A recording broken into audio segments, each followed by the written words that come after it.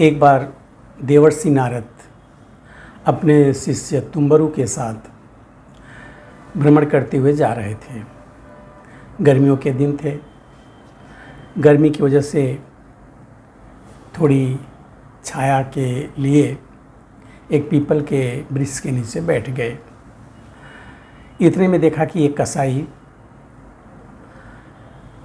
25-30 बकरों को लेकर के गुजरा। उसमें से एक बकरा था जो एक दुकान पर चढ़कर मोठ खाने लगा। उस दुकानदार का नाम लिखा था सगाल चंद्र सेठ। दुकानदार का ध्यान बकरे पर जाते ही उसने बकरे को कान पकड़ करके 2-4 घूंसे जमा दिए। बकरा मैं करने लगा और उसके मुंह के में जो मोठ भरे थे वो भी गिर गया।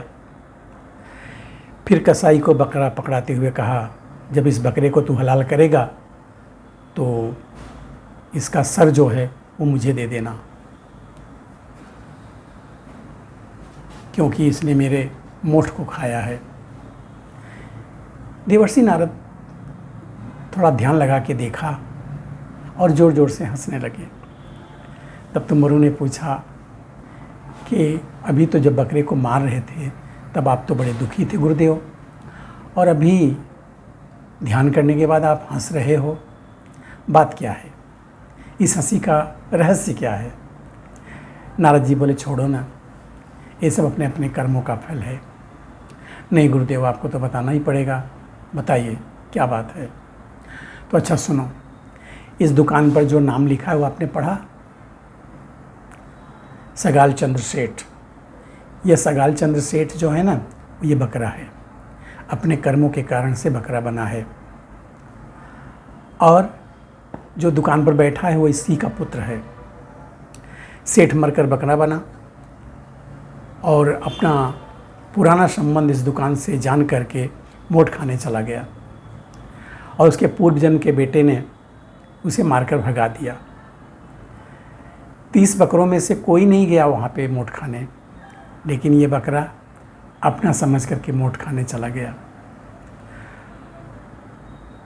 और ध्यान करके देखा तो मुझे पता चला कि इस दुकान का पुराना संबंध है। जिस बेटे के लिए सगाल चंद सेठ ने इतनी मेहनत करी, इतना कमाया, वही बेटा मोठ नहीं खाने दिया। खा लिए तो उसकी मुंडी पकड़ मांग रहा है, अपने बाप की मुंडी मांग रहा है।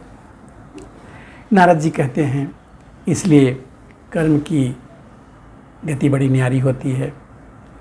मनुष्य मोह पर क्या नहीं कर पाता, क्या नहीं कर जाता।